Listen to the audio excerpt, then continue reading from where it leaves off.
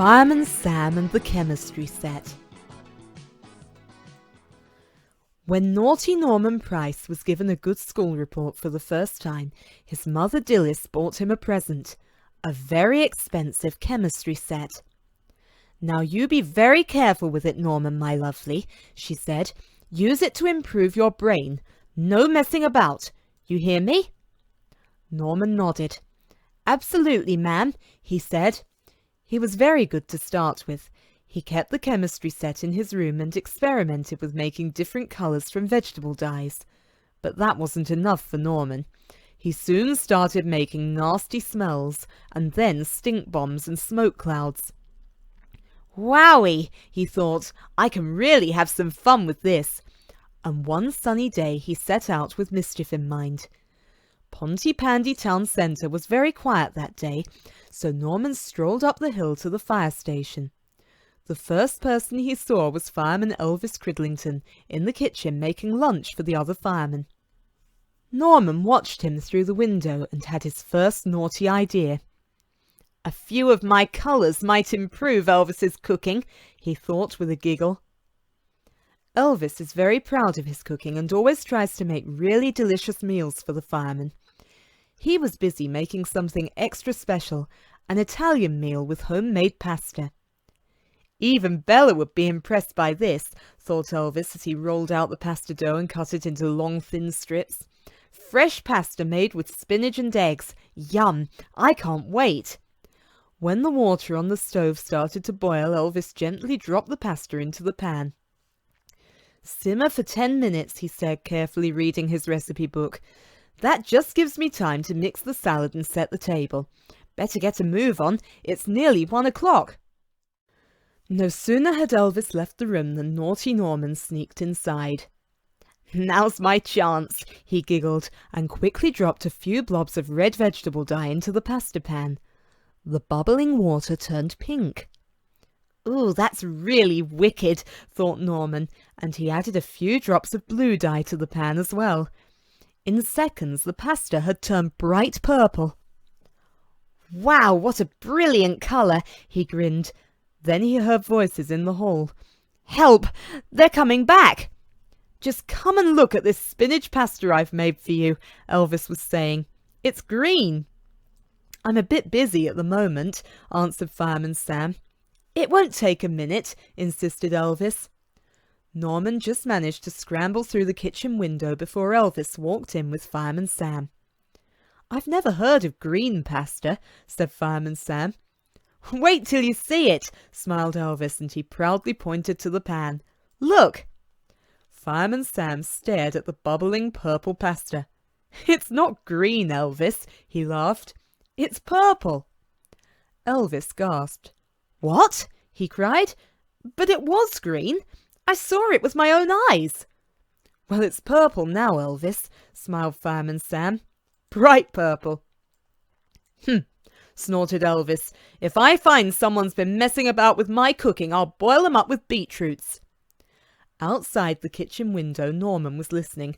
He decided not to hang around any longer and ran down the road as fast as he could. As he ran, he saw James and Sarah in a field by the stream. James was paddling in the shallow water, and Sarah was picking apple blossom. Norman giggled as he spied on them. "Double trouble here." He crept upstream and emptied a whole bottle of vegetable dye into the gushing water. As it bubbled downstream, the water turned bright yellow. "Brill!" chuckled Norman and hid to watch the fun. In no time at all, he heard a shout. "Sarah!" yelled James. "Come and look at this!" Sarah dropped her blossom and ran to the stream. "Oh no!" she cried. "The river's turning yellow!" "We'd better warn them in the village," said James. "Hang on," cried Sarah. "I mustn't forget these," and she quickly gathered up her apple blossom. As they ran across the fields, James wrinkled his nose. "Pooh! There's a terrible pong round here," he said. "It smells like rotten eggs." Sarah sniffed. "I can't smell anything, but I have got a bit of a cold." Neither of them knew that the smell was coming from Sarah's flowers. While their backs were turned, Norman had sprinkled his stinks bottle over the blossom. Norman giggled again, and he set off down the road for Pontypandy behind Sarah and James. When the twins reached the village, they saw Trevor Evans strolling across the road by the bridge. "Trevor," they yelled, "come and look at this!" Trevor ambled onto the bridge. "Quick!" cried Sarah. "It's urgent!" "Urgent, is it?" smiled Trevor. "What's so urgent, then?" "The water!" gasped James and pointed down at the stream. "It's turned yellow!" Trevor looked down at the stream and then at James. "You're teasing me," he laughed. "The water's crystal clear, just like it always is." The twins stared down at the splashing water. It was clear as usual. "What's happened?" cried James. "Where's it gone?" "You two wouldn't be pulling my leg, would you?" asked Trevor suspiciously. "No, we're not teasing, honestly," cried Sarah. "It was yellow, up in the field where I picked this blossom." She held the blossom out towards Trevor. "Phew!" spluttered Trevor. "What a smell! I don't know what mischief you two are up to, but I don't like it one bit." He turned to go. "Oh dear, he's really upset," said James as Trevor disappeared in the direction of Bella's cafe. "He was very rude about my blossom," sniffed Sarah. "I'm going to give it to Bella. At least she'll appreciate it." "I wonder what happened to the yellow water," said James as he followed Sarah through the village towards Bella's cafe. "And where did it come from?" wondered Sarah. "It's a mystery." Norman giggled to himself as he skulked along behind them. "It's not a mystery to me," he sniggered. "Now what can I do next?" When the twins walked into Bella's cafe, Trevor looked up from the table by the window. "Watch out, here comes trouble," he said. But Bella smiled. "Nice to see you," she said.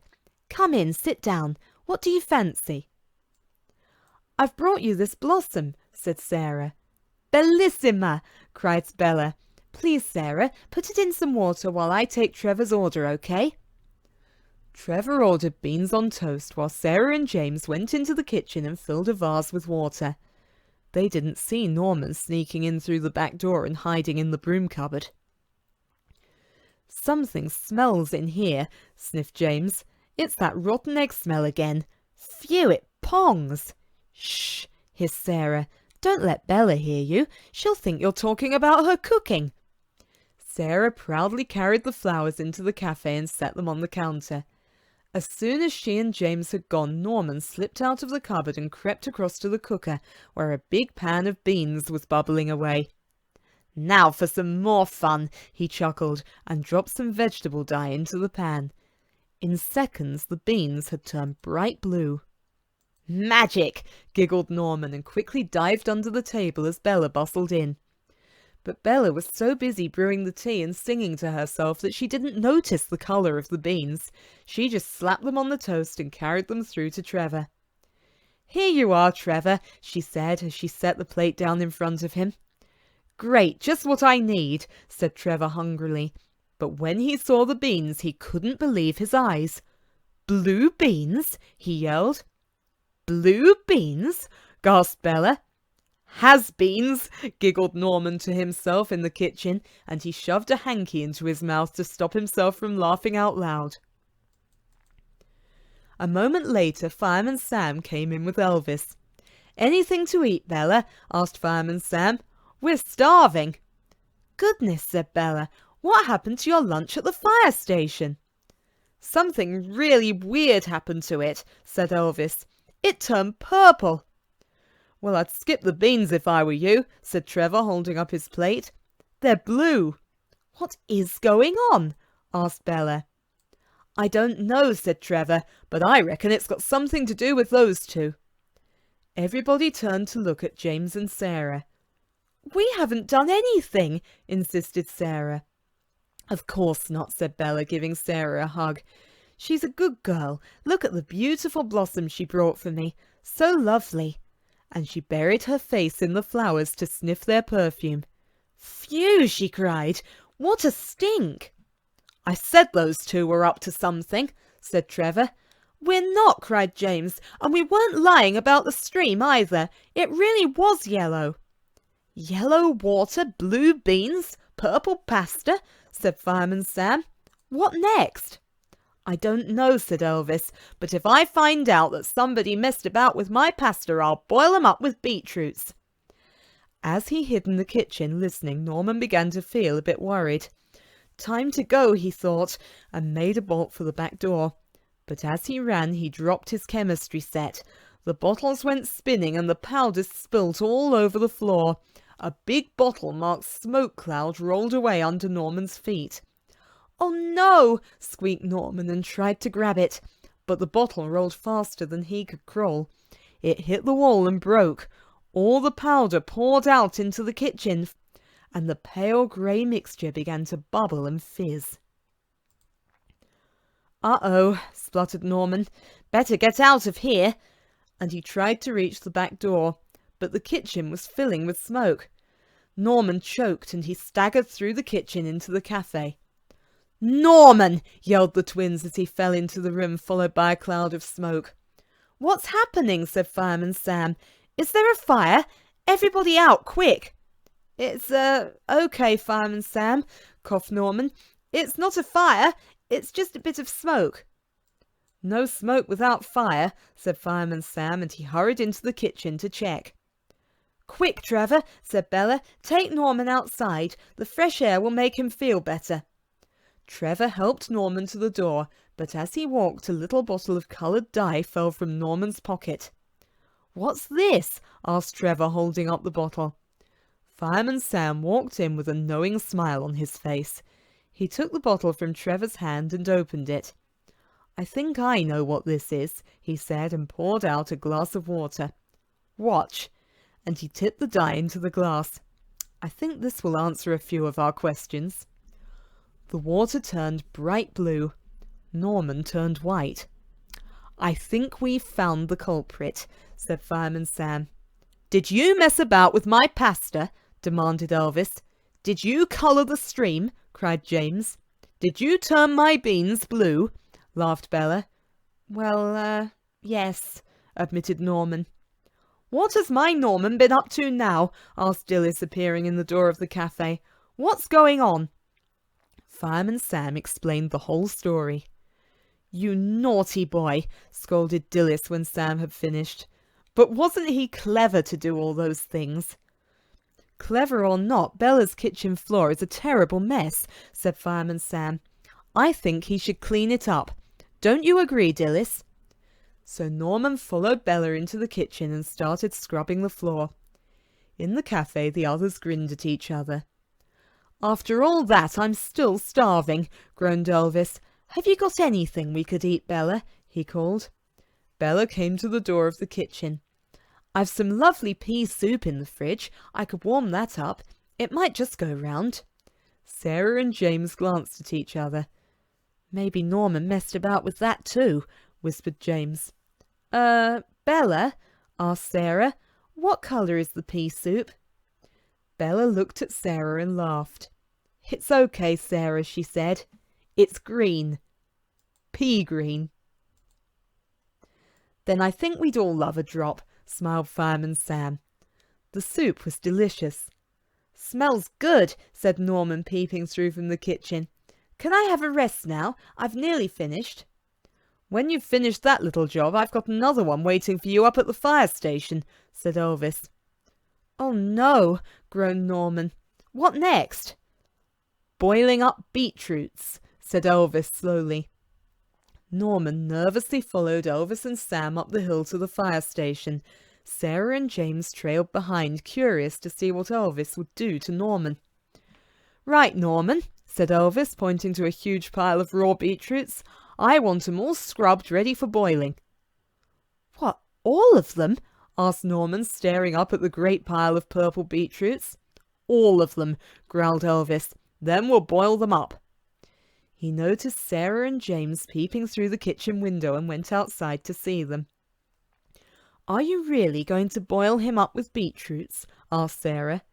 "Of course not," laughed Elvis, "but I thought we'd have a bit of revenge. Have you ever scrubbed a pile of beetroots?" Half an hour later, Norman staggered out. His hands and face were stained bright red from the beetroot juice. Sarah and James burst out laughing. "Well done, Norman," said Elvis. "Now I think we all deserve some refreshments after that. There should be some salad ready for us." He led the way inside, and a moment later Fireman Sam and Station Officer Steele came in. Station Officer Steele was carrying a large jar. "Would anyone like a bit of my Doris's pickled beetroot?" he asked, offering it to Norman. "No thanks," laughed Norman. "I'm right off beetroot."